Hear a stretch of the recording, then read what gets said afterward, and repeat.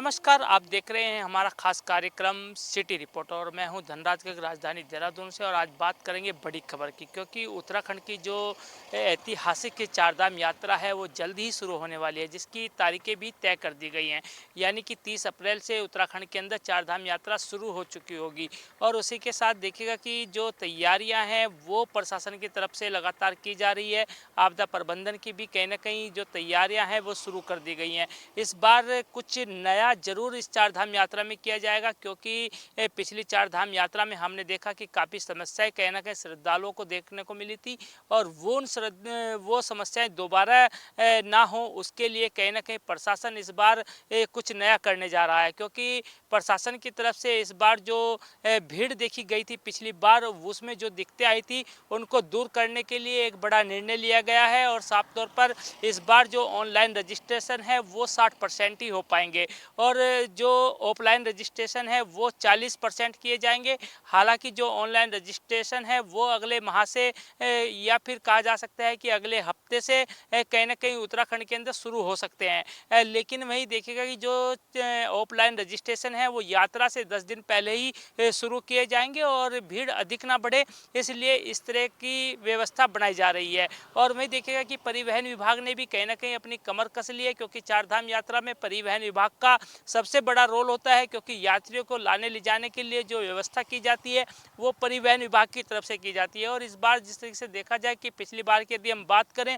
तो परिवहन की विभाग की तरफ से कहीं ना कहीं 33,000 बसों ने इस पूरी जो चारधाम यात्रा है उस चारधाम यात्रा में काम किया था। और इस बार भी माना जा रहा है कि इससे भी अधिक जो बसें हैं वो इस चारधाम यात्रा में लगाई जा सकती हैं। और साफ तौर पर देखिएगा कि साफ तौर पर देखा जाए तो कहीं ना कहीं जो चारधाम यात्रा है उसको सुगम बनाने के लिए तमाम विभागों का समन्वय भी बनना जरूरी है, जिसको लेकर दिशा निर्देश भी जारी कर दिए गए हैं।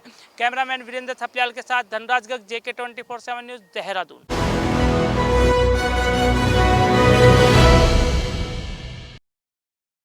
नमस्कार, मैं देव प्रकाश, आप देख रहे हैं सिटी रिपोर्टर। नौकरी के बदले जमीन घोटाले में शुक्रवार को दिल्ली की राउज एवेन्यू कोर्ट में एक महत्वपूर्ण सुनवाई हुई। इस दौरान कोर्ट ने बिहार के पूर्व सीएम लालू प्रसाद यादव एवं सरकारी कर्मचारियों सहित 78 आरोपियों के खिलाफ निर्णायक चार्जशीट पर संज्ञान लेने का आदेश दिया है। आपको बता दें कि नौकरी के बदले जमीन घोटाले में कुल 78 आरोपी में 30 सरकारी कर्मचारी हैं। सीबीआई ने बताया कि 2004 से लेकर 2009 के दरमियान यूपीए सरकार में लालू प्रसाद रेल मंत्री थे। रेल मंत्री रहने के दौरान उन्होंने कुछ रेलवे के ग्रुप डी पदों पर नौकरियां दी थीं और नौकरी के बदले अपने परिवार के सदस्यों के नाम पर उससे ज़मीन लिया गया था। सीबीआई ने बताया कि लालू प्रसाद, राबड़ी देवी, मीसा भारती, तेज प्रताप यादव एवं तेजस्वी यादव का उसमें नाम आया और उनके खिलाफ 2021 से ये केस का मामला दर्ज हुआ और ये मामला आज तक चलते आ रहा है। सीबीआई ने बताया कि लालू प्रसाद के रेल मंत्री रहने के दौरान उन्होंने करीब 13 सदस्यों को रेलवे के ग्रुप डी में नौकरी दिया था और उसके बदले अपने परिवार के सदस्यों के नाम पर उन्होंने ज़मीन लिखाया था और काफ़ी कम कीमत में वो ज़मीन लिखाई गई थी। अब ये फैसला जो है 25 फरवरी को आने वाला है। ये चार्जशीट को संज्ञान में रखा गया है, इस पर आदेश पारित किया गया है कोर्ट के द्वारा। अब देखना होगा 25 फरवरी को क्या आदेश आता है दिल्ली से। और साथ साथ आपको ये भी बतला दें कि लालू प्रसाद से करीब 2024 जनवरी में इनसे पूछताछ की गई थी। 10 से 11 घंटे तक इनसे इस विषय पर सीबीआई के द्वारा पूछताछ की गई थी एवं तेजस्वी यादव से भी 10 से 11 घंटे पूछताछ की गई थी। कैमरा पर्सन अजय के साथ देव प्रकाश, JK 24/7 न्यूज़, पटना।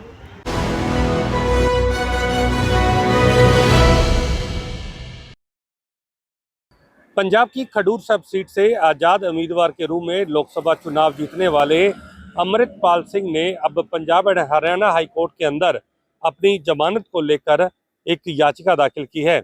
इसमें अमृतपाल सिंह के वकील की तरफ से ये दलील की गई है कि लोकसभा सदस्य के रूप में उनका लोकसभा की कार्रवाई में शामिल होना जरूरी है। पिछले 48 दिन की कार्रवाई में अमृतपाल सिंह लोकसभा के अंदर कार्रवाई में शामिल नहीं हो सके और अगर ऐसा 60 दिनों तक लगातार होता है तो उनकी लोकसभा की जो सदस्यता है वो रद्द हो सकती है और ऐसे में दोबारा फिर से खडूर साहब में चुनाव कराने पड़ेंगे।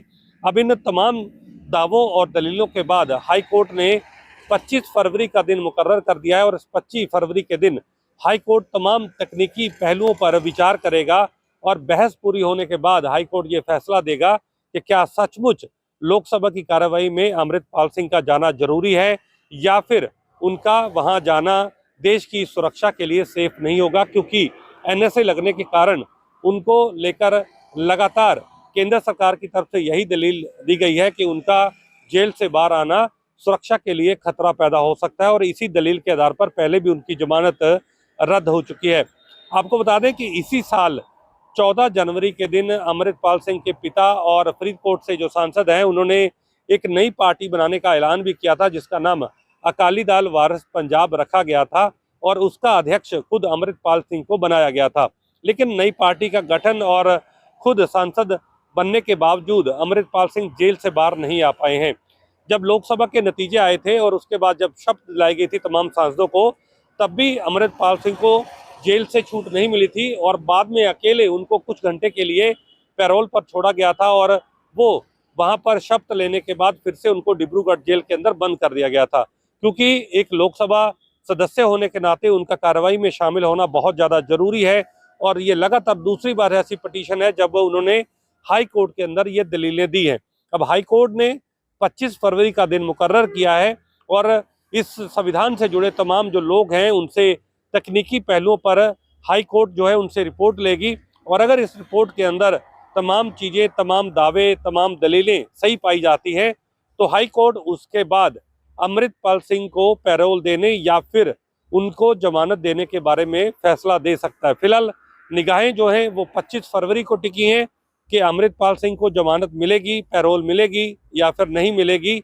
इसके बारे हाई कोर्ट जो है वो 25 फरवरी को फैसला करेगा और ये दावा किया जा रहा है कि 60 दिन अगर उनको कार्रवाई में शामिल नहीं होते तो उनकी जो सभा सदस्यता है वो रद्द हो सकती है। कैमरामैन निशान के साथ मैं नवदीप छाबड़ा, JK 24/7 न्यूज़, चंडीगढ़।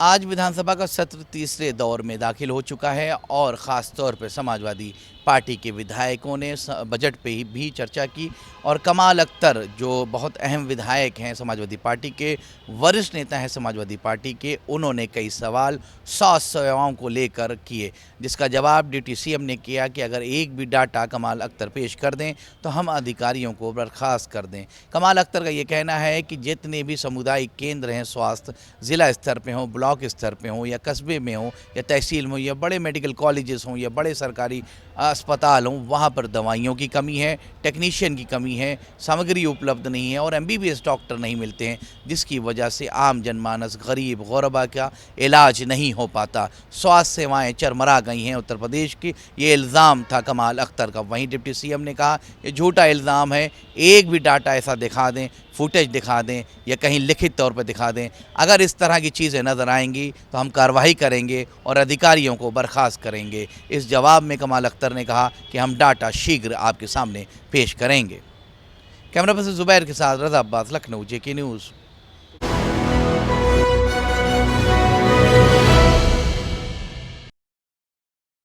उत्तर प्रदेश की राजधानी लखनऊ को अब 200 करोड़ रुपए की सौगात मिलने जा रही है, जिसमें मुख्यमंत्री ग्रिड योजना के अंतर्गत तकरीबन 3 फेज़ में काम शुरू होने जा रहा है, जिसमें राजधानी लखनऊ की सड़कों की मरम्मत के साथ साथ सड़कों को हाईटेक और इंटीग्रेटेड बनाया जाएगा। इसमें लखनऊ नगर निगम को पूर्णतः आज जिम्मेदारी सौंपी गई है, जिसमें 2 फेज़ का काम लगभग शुरू भी हो चुका है।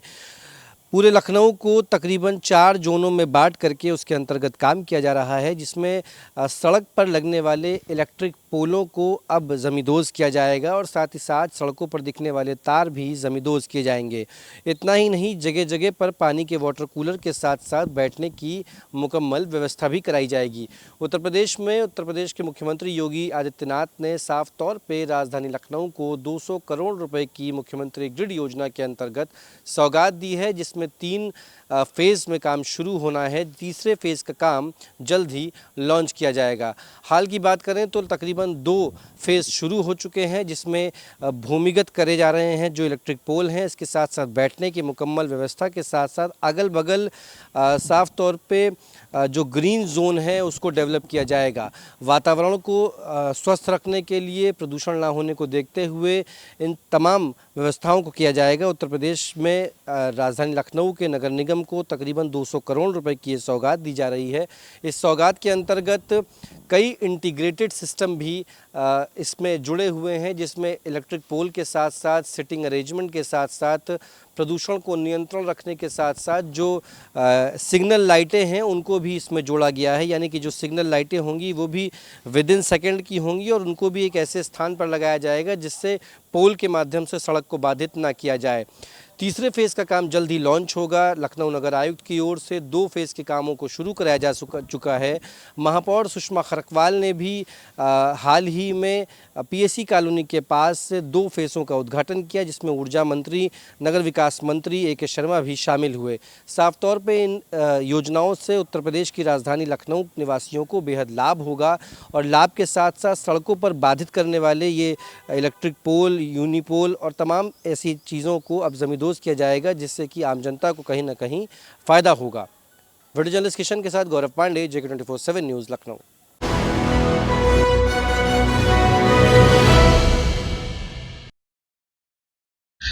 नमस्कार, आप देख रहे हैं JK 24/7 news, city reporter Karnataka की राजधानी बेंगलोर से। वीडियो जर्नलिस्ट हारून रशीद के साथ मैं मोहम्मद नबी। आज एक दिल दहला देने वाली खबर सामने आई है कि बेंगलोर शहर के हेगड़े नगर में जो एक स्थानीय मदरसा है, मदरसे में 11 साल लड़की को ज़्यादती की गई है।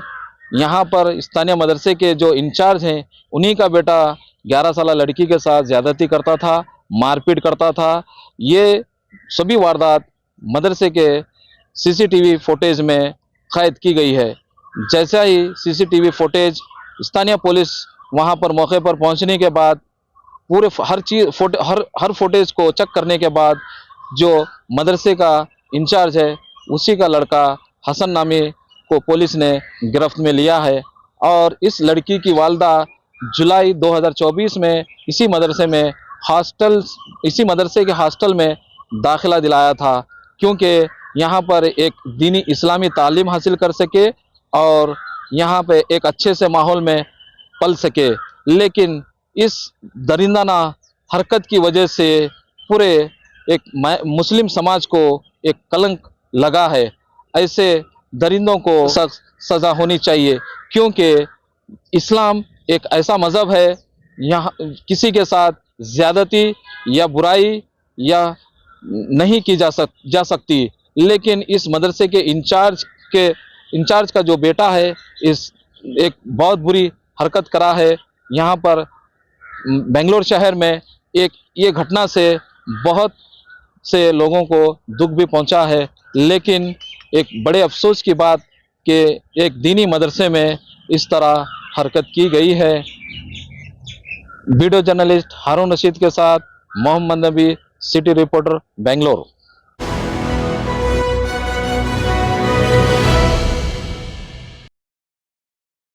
नमस्कार, आप देख रहे हैं हमारा विशेष प्रोग्राम सिटी रिपोर्टर देहरादून से। मैं संचित शर्मा इस वक्त विधानसभा से आपके लिए एक बड़ी खबर लेकर के और बात करें बजट सत्र को लेकर के। और आज बजट सत्र का चौथा दिन है। बजट सत्र को लेकर के जिस तरीके की बातें कही जा रही थी उसको लेकर के पक्ष और विपक्ष दोनों ही एक दूसरे के ऊपर आरोप और प्रत्यारोप की राजनीति कर रहे हैं।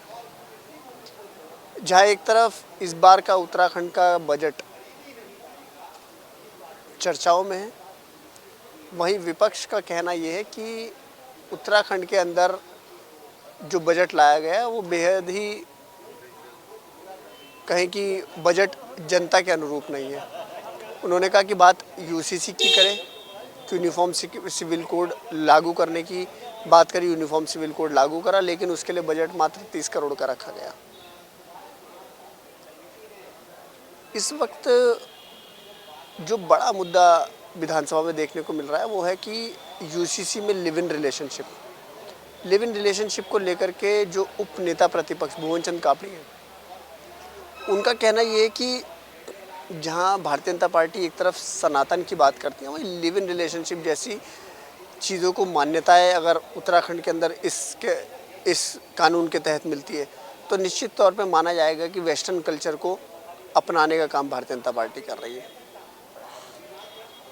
प्रीपेड मीटर या कहें कि जो नए मीटर इस वक्त लोगों के घर लग रहे हैं उनको लेकर के लगातार आरोप लग रहे हैं कि वो मीटर जनता की जेब में डाका डालेंगे, बिजली में उसका इफेक्ट आएगा। तमाम ऐसी चीज़ों को लेकर के लगातार डेली आरोप और प्रत्यारोप की राजनीति इस वक्त चल रही है। लेकिन जनता की माने तो बजट से कहीं ना कहीं इस वक्त जो जनता है वो खुश नज़र आ रहे हैं। उन्होंने कहा कि इस बार के बजट से जो उनको उम्मीद थी लगभग पूरी हो चुकी है।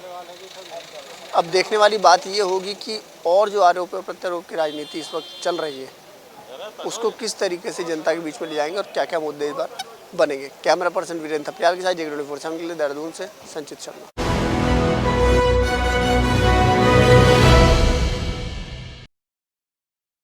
नमस्कार, आप देख रहे हैं सिटी रिपोर्टर। मेरे साथ मैं हूं संदीप गोयल। हरियाणा के अलग अलग ज़िलों में नगर निकाय चुनाव जो है शुरू हो चुके हैं और ऐसे में उम्मीदवारों के लिए बड़े बड़े नेता प्रचार करने पहुंचने लगे हैं। इसी कड़ी में हरियाणा के बीजेपी प्रदेश अध्यक्ष मनोहर लाल बडौली भी एक कार्यक्रम में पहुंचे तो उन्होंने इस दौरान भूपेंद्र सिंह हुड्डा पर निशाना साधते हुए कहा कि अगर भूपेंद्र सिंह हुड्डा बीजेपी को ज्वाइन करना चाहते हैं तो उनके लिए दरवाजे खुले हुए हैं। तो वहीं लगातार भूपेंद्र सिंह हुड्डा को लेकर मनोहर लाल बडौली के बयान सामने आते रहते हैं। तो वहीं उनसे जब पत्रकारों ने पूछा कि अनिल विज की ओर से जो नोटिस बीजेपी की ओर से दिया गया था उसको जो है फाड़ने और उसके बाद जलाने का काम किया गया था तो उस पर क्या कुछ कहना चाहेंगे, तो वहीं बडौली ने कहा कि अनिल विज से उनकी किसी तरह की कोई नाराज़गी नहीं है, यदि उन्होंने नोटिस फाड़ा है तो अच्छा किया है। तो ऐसे में उन्होंने अनिल विज को लेकर दिए बयान में भी यह कहा कि अनिल विज लगातार सरकार के लिए काम कर रहे हैं और उनसे किसी भी तरह की कोई नाराज़गी नहीं है। तो वहीं उन्होंने कहा कि हरियाणा में जो नगर निकाय चुनाव हो रहे हैं उसमें पूरी तरह से बीजेपी जो है जीतकर सामने आएगी और वहीं आने वाले दिनों में हरियाणा में मुख्यमंत्री बीजेपी के अलग अलग जिलों के लिए संकल्प पत्र जारी करेंगे ताकि जनता सीधे उन संकल्प पत्रों को समझ सके और जनता की जो समस्याएं हैं उनको जल्द से जल्द नगर निगम चुनावों में दूर करने का काम बीजेपी संकल्प पत्र के द्वारा करने का काम करेगी।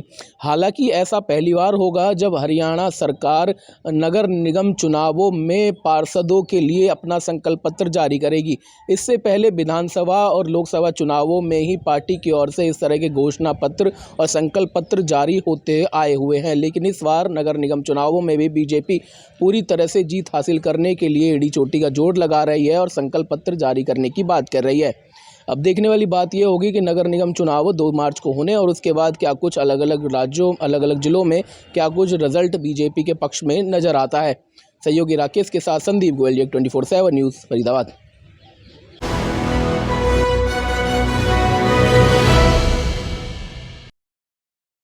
बिलासपुर से दिल दहला देने वाली घटना सामने आ रही है, जहां पर टॉयलेट करने गई एक छात्रा जो है अचानक से टॉयलेट सीट ब्लास्ट होने से झुलस गई है। आपको बता दें कि ये पूरा मामला जो है बिलासपुर का है।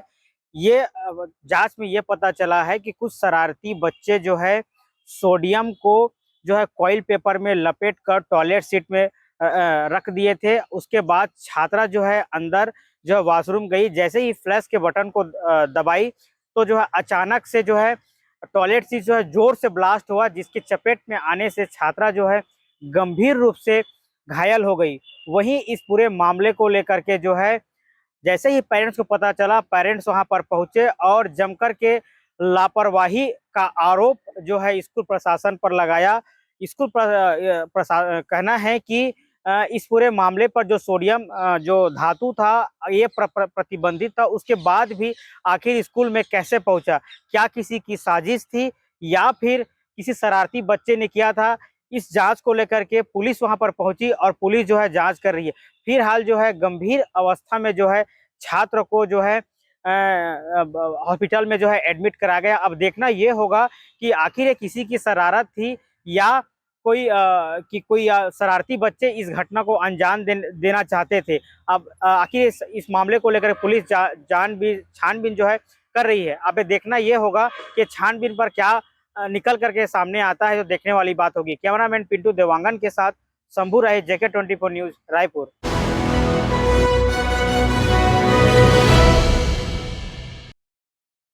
दिल्ली विधानसभा चुनाव में मैली यमुना का मुद्दा काफ़ी ज़्यादा गर्माता हुआ दिखाई दिया और मैली यमुना के ही कारण कहीं ना कहीं आप लोग ये कह सकते हैं कि दिल्ली में जो आम आदमी पार्टी की सरकार है उसको सत्ता से हाथ धोना पड़ा।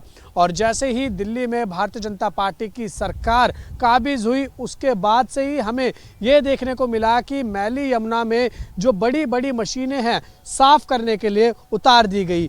इस वक्त देखिए जो हमारी मौजूदगी है वो वासुदेव घाट पर है। ये वही वासुदेव घाट है जहां पर दिल्ली कैबिनेट की बैठक के बाद तमाम दिल्ली के जो मंत्री हैं वो यहां पहुंचे। खुद दिल्ली की नई मुख्यमंत्री रेखा गुप्ता यहां पर आए और उसके साथ तमाम जितने भी उनके मंत्री थे, 6 मंत्री, वो यहां पर पहुंचे और इसी यमुना घाट पे, वासुदेव घाट पर जो है उन्होंने यमुना आरती भी की। और आप तस्वीरें देख सकते हैं कि अभी भी आप देखेंगे आपकी टेलीविज़न स्क्रीन पे जो मशीनें हैं जेसीबी की वो यहाँ पर उतार दी गई हैं और वो देखिए यमुना की जो सफाई का काम है वो शुरू हो चुका है।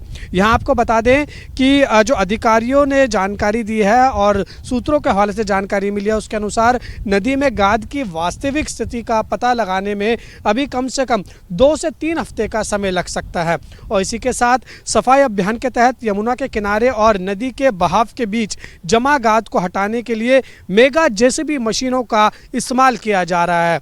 दिल्ली के आईटीओ घाट पर भी टेंट लगाए गए हैं ताकि सफाई कार्य 24 घंटे किया जा सके और टेंट का आपको यहाँ पर भी लगे हुए दिख रहे हैं और इसी के अंदर जो है वो मजदूर जो है वो रह रहे हैं और 24 घंटे जो है वो काम चल रहा है ताकि जो मैली यमुना है उसको जल्द से जल्द जो है वो साफ़ किया जाए।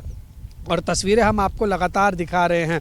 अब देखना होगा कि जो यमुना की सफाई करने का जो अभियान चल रहा है वो कितनी जल्दी जो है वो पूरा हो सकता है। हालांकि सूत्रों के हवाले से खबर है कि जो पूरा एक्शन प्लान दिल्ली सरकार की तरफ से तैयार किया गया है इसमें पूरी यमुना जो है वो साफ़ करने में तकरीबन 3 साल का समय लग सकता है। अगर इसी तरीके से इसी रफ्तार से जो है वो काम होता जाए तभी जो यमुना है वो जल्द से जल्द जो है वो साफ़ हो सकती है। और अभी भी आप देख सकते हैं कि ये देखिए जो मशीनें हैं वो यमुना के अंदर उतर चुकी हैं और यमुना को जो है वो साफ़ किया जा रहा है। और दिल्ली सरकार का कहना है कि ऐसी ही मशीनें अलग अलग जगह लगाई गई है, वो यमुना घाट हो, जो वासुदेव घाट जो आप इस वक्त जहाँ खड़े हैं ये हो, ITO घाट हो, कालिंदी कुंज हो, ऐसी बड़ी बड़ी JCB की मशीनें यमुना के अंदर उतर चुकी हैं और 24 घंटे काम किया जा रहा है ताकि मैली यमुना को जल्द से जल्द साफ़ किया जाए। बहरहाल ये यमुना कितनी जल्दी साफ़ होती है, जो सरकार ने लक्ष्य रखा है 3 साल का, क्या वो लक्ष्य जो है वो उस समय पर पूरा होगा या नहीं होगा, लेकिन जिस तरीके से अभी जो काम चल रहा है इसी रफ्तार से चलता रहेगा तो हम ज़रूर ये कह सकते हैं कि हो सकता है कि दिल्ली में मैली यमुना हमें कहीं ना कहीं जो है वो 3 साल के अंदर साफ़ होती हुई दिखाई दे। वीडियो जर्नलिस्ट बलदेव के साथ उज्जवल कुमार, वासुदेव घाट, दिल्ली।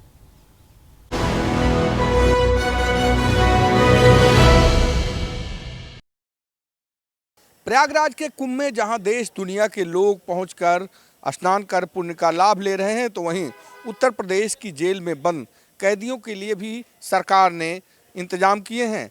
प्रयागराज के कुंभ से जल लाकर एक पूरी तरह से जेलों के अंदर व्यवस्था की गई है।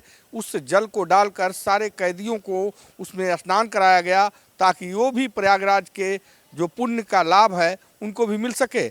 हालांकि जिस तरह से कारागार मंत्री के निर्देश हुए थे और उसी क्रम में आज DG jail PB Rama Shastri के निर्देशन में उत्तर प्रदेश की 74 जो जेलें हैं जहां पर कैदी बंद हैं, सजा काट रहे हैं, उनके लिए भी कहीं ना कहीं व्यवस्था की गई कि ताकि वो प्रयागराज के कुंभ का पूरी तरह से वो भी लाभ लें।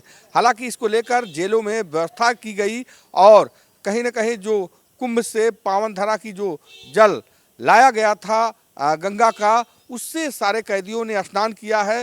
हालांकि ये पहली बार हुआ है कि जब उत्तर प्रदेश की 74 जेलों में प्रयागराज से कुंभ से जल लाकर गंगा का सारे कैदियों को स्नान कराया गया है ताकि वो भी पूरी तरह से कुंभ का लाभ लें। इसके दौरान काफ़ी कैदियों ने भी सराहना की कि इस तरह के आयोजन से हम लोगों में उत्साह है कि जिस तरह से पूरे देश के लोग प्रयागराज के कुंभ में स्नान कर पुण्य का लाभ ले रहे हैं तो ऐसे में सजा काट रहे कैदी भी इससे वंचित ना रहें। और शायद यही वजह है कि उत्तर प्रदेश के 74 जेलों में व्यवस्था की गई और आज 74 की 74 जेलों में जो महिला या पुरुष जो भी कैदी हैं वो भी स्नान कर प्रयागराज से लाए हुए जल में कहीं ना कहीं अपने आप को पुण्य का भागीदार बने हैं।